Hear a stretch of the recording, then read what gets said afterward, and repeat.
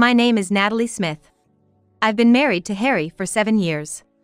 We have one elementary school-aged daughter between us. I never thought it possible to love someone so much it doesn't hurt to have them in your eyes, but becoming a mother really made me feel that way. However, as soon as it was known our first child was a girl, my mother-in-law immediately started demanding we have another. Apparently, a girl just wasn't enough. Yet, considering Harry's family is all about white-collar jobs with nothing specific to pass on, there really wasn't a need for such pressure. Why aren't you having a second one? That's what I'm told every time we visit Harry's parents.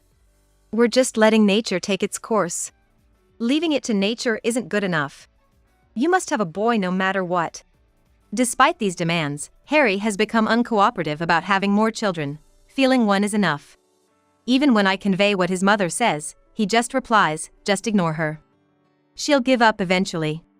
About 2 years after we got married, there was talk of moving in with my mother-in-law, which I reluctantly agreed to despite feeling down about it. And yet, she wouldn't even dote on her own granddaughter. And sure enough, I was criticized daily about our child. Still no luck this month? You're really a terrible wife. Why can't you have children? Don't you want to? I couldn't possibly say that Harry wasn't trying. Tired of being the only one blamed. I was at my wit's end when my mother-in-law said something outrageous. Harry is going to remarry with Hannah. Remarry with Hannah? Who is that? Didn't Harry tell you? No. Harry's lover. What? Looking at Harry, he seemed uninvolved, possibly playing a game on his phone. I looked back at my mother-in-law. Is she losing her mind? As I was puzzled, my mother-in-law shouted. So hurry up and leave. Harry hasn't said anything about it. And yet you're telling me to leave? Annoyed, my mother-in-law called Harry over and forced him to join the conversation. Even though she made him join, there was no way he had a mistress. That's what I thought. But then... Oh, talking about Hannah? Yeah, I'm gonna remarry her, so we're getting a divorce. He said it as casually as if deciding to buy potatoes instead of radishes. What do you mean? What do I mean? There's no what about it. Move out quickly. My new wife is coming. Can you explain, please? Mom already told you. My new wife is coming. So, you were cheating? It's not cheating. That's right, it's serious. When did this person even come into the picture? That's betrayal. It can't be helped. It's because you wouldn't have children. Are you saying you cheated because I didn't have children? And Mom, you knew about this? Yes. That's why I've always been saying you should have a boy. But you just left it to nature and didn't try, so this happened. Here, the divorce papers. Sign them. Somehow, Harry had the divorce papers ready, pulling them from a drawer and placing them on the table before going back to his phone. All this and you're on your phone playing games? It's not a big deal, right? Just a matter of signing the divorce papers. I can't understand how it's come to this. Mom keeps going on about children, but you haven't even tried. You say we need a boy, but with you being so uncooperative, how can we have any kids? Oh, blaming Harry now? It's your fault, isn't it? Why is it my fault? It's settled then. If the husband isn't interested, it's the wife's fault. What? What kind of logic is that? That's why I was against this marriage. You were too old when you got married, you know? You were 28. I was worried you were too old to have children. And look what happened. We did have a child, our daughter. That's not good enough. Girls will eventually marry and leave. They're no use to us. Children aren't born to be useful, are they? Really cheeky. That's why I hate it when people get older and become insolent. Terrible. I've listened to everything Harry said, trying to keep the peace at home without arguing. You know, that's what's boring about you. Excuse me? Boring? Yeah. Whether you like it or not, you just agree with everything I say with a yes, yes. That's boring. On the other hand, she has her own opinions. I like that about her. Can you believe it? I've accepted living with my mother-in-law and never talked back, no matter what she said. All for the sake of my husband. And he finds that boring. Besides, we can't expect a boy with you. I'm done hoping for that from you. After all, you're 35. It's impossible no matter how hard you try. Harry would prefer a younger woman anyway. My mother-in-law said, mocking me. Then it hit me. Ever since I got married, I've been ridiculed and endured my mother-in-law's harsh words.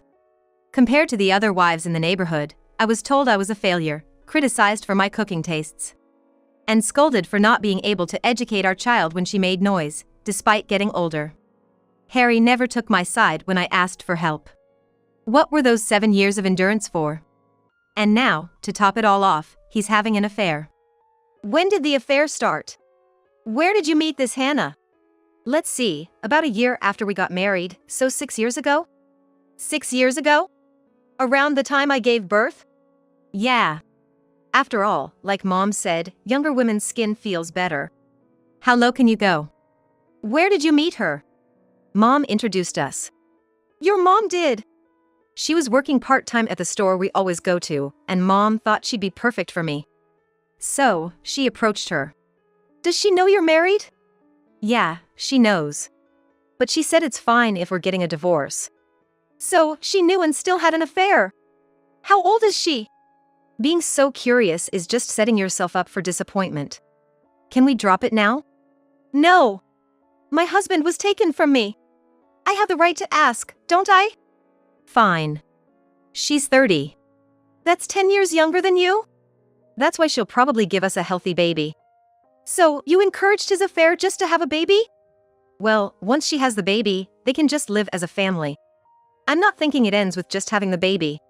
Proof of that is, I'm telling you to leave because you can't have one. That's terrible. The girl on the other side wants to get married too.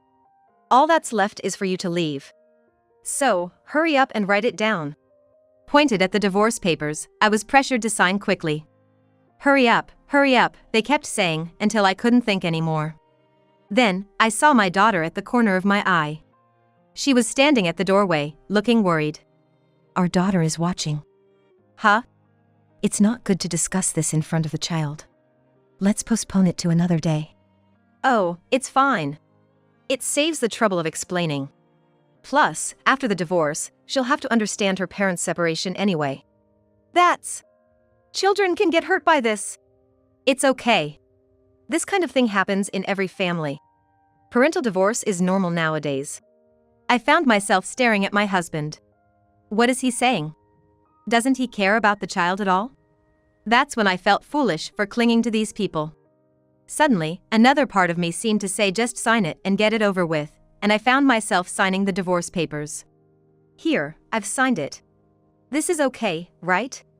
Tossing the pen down as if throwing it away, my mother-in-law picked up the divorce papers and looked them over. Yes.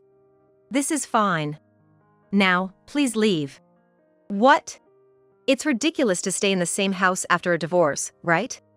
The new wife wouldn't want that, obviously. So, please leave. Surely you can't mean right away. Well, from our side, we'd like you to leave as soon as possible. We have a child. It's not that easy to just leave. Well, I thought signing meant you were ready for that. To think you weren't prepared at all. Then, leave within a week. That's okay with you, Mom? Can't be helped. The moment I signed, it felt like the past 7 years were erased with an eraser, sending chills down my spine as I took my daughter's hand and went into the bedroom. Then, humming a tune, Harry left the house, perhaps to see that woman. It seemed my mother-in-law followed suit, possibly off to a friend's place, as I heard the front door opening and closing. The house became eerily quiet all at once, the only sound being the hum of the refrigerator, which seemed especially cold. My daughter clung to me, crying. It's okay, there's nothing to worry about. We won't let it end like this. Yes, we'll start everything from here. I reassured myself and picked up my phone to make a call. Before a week passed, I had finished packing and arranged for a truck. The entrance was piled with cardboard boxes.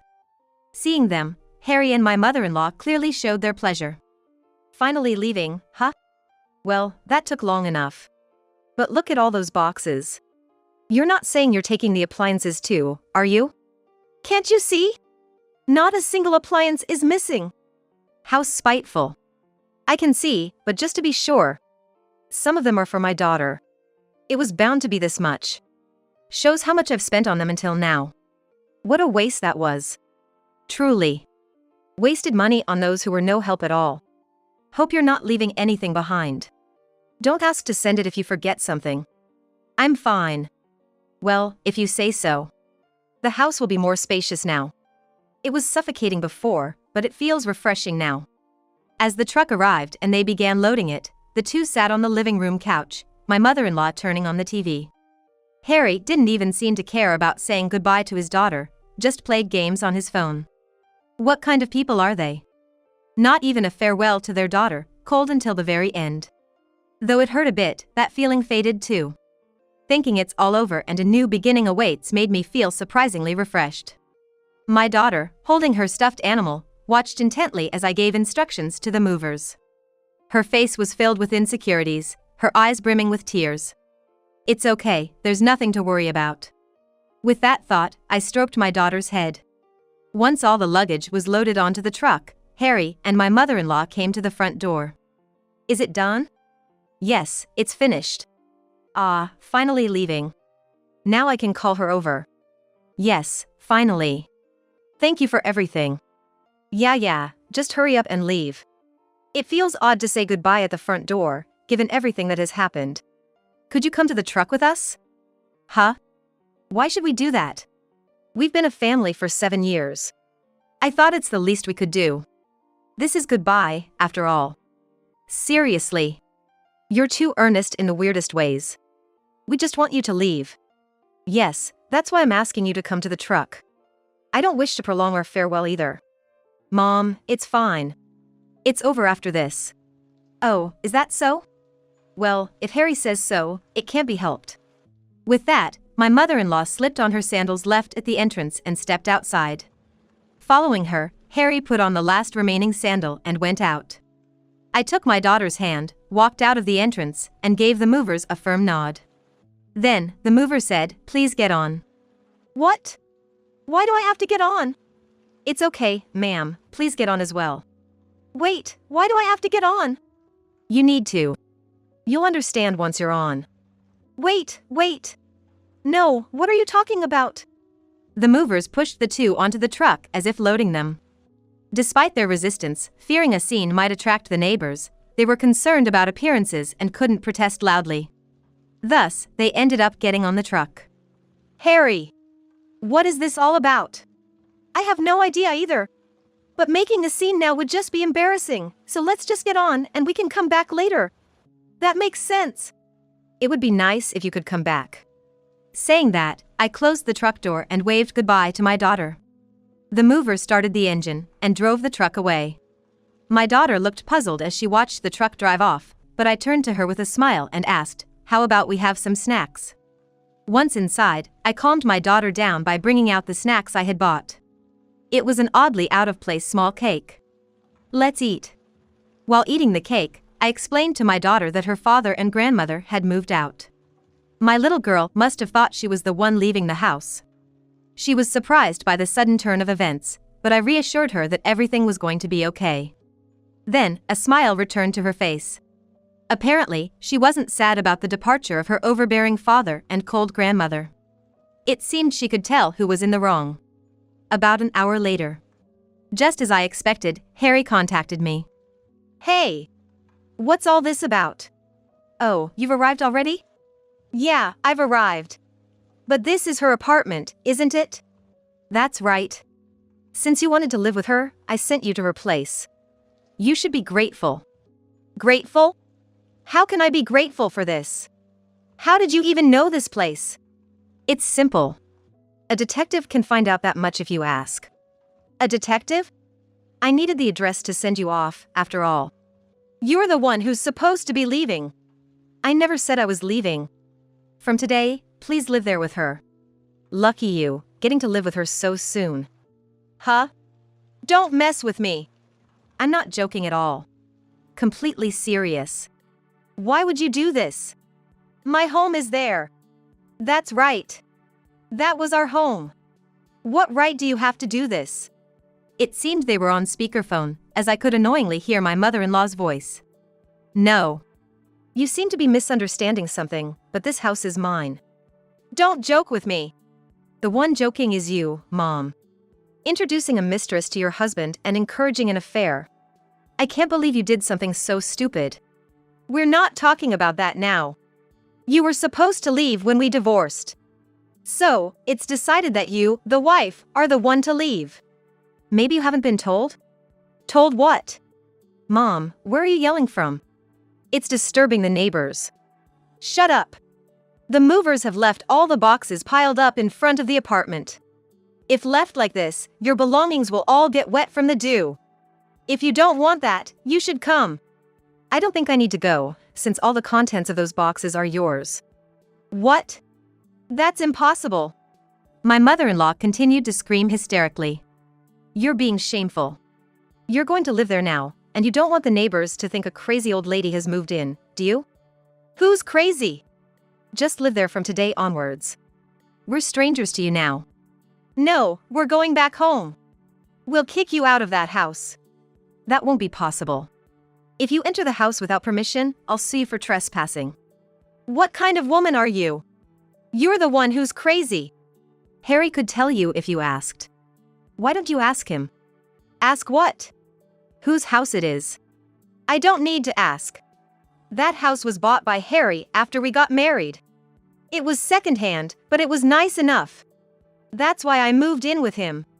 Oh dear, what a big lie. You were lied to quite spectacularly. But from someone who lies so easily about having an affair, I guess that's just another lie, right? What do you mean? Actually, this house was built by my parents before we got married. After they passed away, I was living here alone. When we decided to get married, I didn't want to leave my family home, so Harry said we could live here. When you said you wanted to move in after we got married, I thought, well, it's a big house, so why not? That's a lie! Harry said he bought it, even if it was secondhand, so we could live together. Think about it. How could Harry afford such a big house on his salary? And to move in right at the time of our marriage? We were barely able to pay for the wedding. That's impossible! So, this house is mine.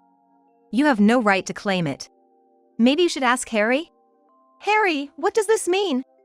From the other end of the phone, I could hear my mother-in-law's voice trembling. But Harry, as usual, seemed to be playing his game, pretending not to hear. Harry! Stop playing your game and answer. Harry probably can't hear when it's inconvenient for him. Must be really inconvenient now that his lies have been exposed. Harry! Say something. Are you going to let that woman make a fool of you? All right, I got it. A faint voice from Harry could be heard, and then he took over, presumably from my mother-in-law, to make his claim. Sure, it was your parents' house, but now that I'm living here, it's mine. It sounded like a child's argument. You were only allowed to live here because you were married to me, right? That's why I had allowed it. And the same goes for your mother. Well, that's true, but... Yet, you lied about buying it. Saying such things doesn't make it yours. The deed to this house is all in my name. But when we divorce, aren't assets supposed to be split in half? That's true. But such a topic never came up until now. However, this house was inherited by me before our marriage. Even if it was inherited after marriage, it's something I inherited. That means it doesn't become marital property. Too bad for you.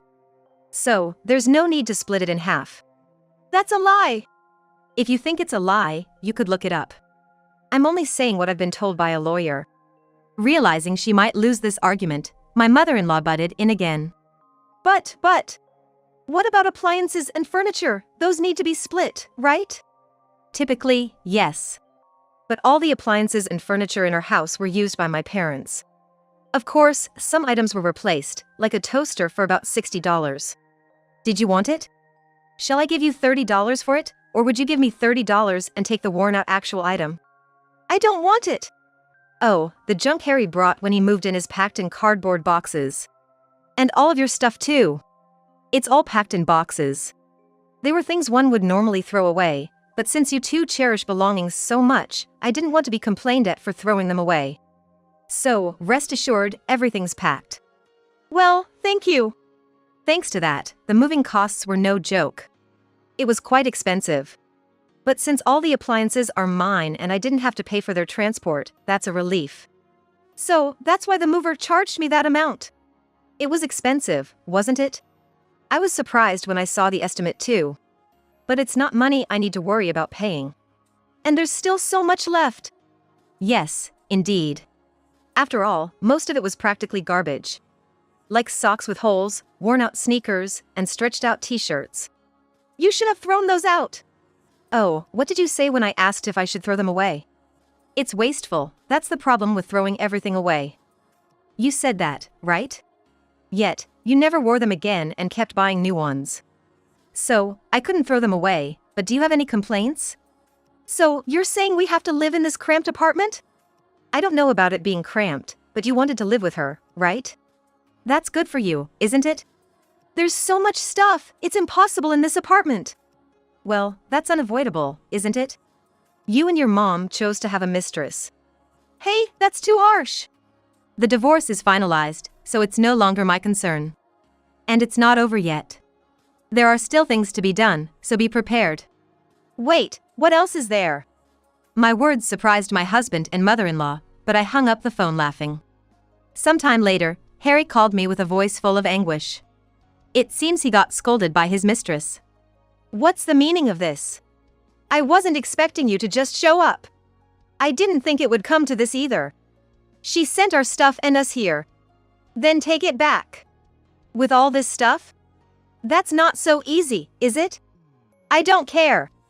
I thought when your ex-wife left, you'd live in your spacious house, not here. That was the plan, but it didn't work out. Why not? That house is yours, isn't it? Just take it back. Well, actually, it turns out it's in my ex-wife's name. What? You said it was in your name. Yeah, but, well, there were circumstances. I thought it'd be too sad to not give her the house if we divorced. That's ridiculous. So, what about us? How are we supposed to live in such a tiny place? Especially with all these boxes? Yeah, that's true. So, we can't live in that house? Yeah, well, that's how it is. Then buy a house. If that's not possible, rent a spacious apartment right now. With your salary. No, that might be a bit difficult. Seriously, this place is so noisy. Complaining won't change anything. Now that it's come to this, we have to live here. What? Are you serious about living here? Then you should pay 2/3 of the rent. Why does it come to that? Obviously. You show up with your mother-in-law unannounced, planning to live together, and we're not even married. If we're going to live together, you should pay your share of the rent. And that goes for groceries and utilities too, you should pay your share of everything. What a cunning woman. Cunning, you say? It's much more cunning to try and live together without paying anything. Besides, isn't 90% of this stuff your mother's? I don't even know what's in these boxes, but do you really need all this? Isn't it filled with things you don't even want? I'd want a storage fee for all this stuff taking up most of the space. I never thought she would say such a thing. That's how it is, and I'm not even married yet, but I'm already sick of coming back to this apartment because of the mother-in-law and daughter-in-law war. Wow, sounds like fun. It's no joke. Mom says she hates living with such a woman. She refuses to accept such a person as her mother. It's so bad that we get complaints from the neighbors about the noise. I figured as much. I can't even count how many times I wanted to yell at that mother-in-law while living with her. Yet, I endured it for the sake of my husband. Why should I have to endure this when we're not even married? And then there's child support. Well, since I'll be raising our child, it's only natural I ask for child support. I can't pay that. If I paid that, I wouldn't even be able to afford to move. Then don't pay it. If that's the case, I'll just hire a lawyer. Just be prepared, though, because if I hire a lawyer, it's going to cost you even more. The lawyer I'll hire is quite skilled. And you'll be billed for the lawyer's fees too. Why? Because they're skilled. Please, don't charge me for all this. From behind Harry's pleading, the yelling of the mistress and mother-in-law could be heard. Later on, he never paid child support. Realizing this wasn't going to work, I decided to hire a lawyer. The lawyer, as reputed, was very skilled, demanding a lump sum for the alimony and setting up a monthly payment for child support. But considering Harry's irresponsibility, I had it arranged that if he missed a payment for even a month, his wages would be garnished. The mistress was furious, wondering why she had to pay such a thing, leading to even more battles. Despite the mistress blaming my mother-in-law for initiating contact, and my mother-in-law arguing that becoming the mistress despite knowing he was married was her own fault. The mistress eventually couldn't stand it anymore. She kicked them both out. After being kicked out, the two of them stayed in a motel for a while, but tired of it, as my mother-in-law kept complaining, they eventually managed to sign a lease on a cheap apartment. However, the apartment they ended up with has a cemetery for a neighbor, promising some cool and quiet nights. But such comments can only be made by those who don't live there. The mother-in-law, who spends her days in the apartment, kept saying it felt eerie. Still, Harry tried to soothe her by saying at least they had a futon to sleep on, but it seems her hysteria was to an abnormal level, leaving no room for rest even when tired from the day. In such a state, it's no wonder Harry's mental health deteriorated. He's now suffering from depression, unable to work or even go outside. It's tough that the child support isn't being paid, but considering how they disregarded me and my daughter, I can't help but think they deserve to struggle. Meanwhile, in the house that my husband and mother-in-law vacated, my daughter and I are living a relaxed life. Our days are peaceful and filled with happiness, undisturbed by anyone. Divorcing was a wonderful decision, I mused to myself.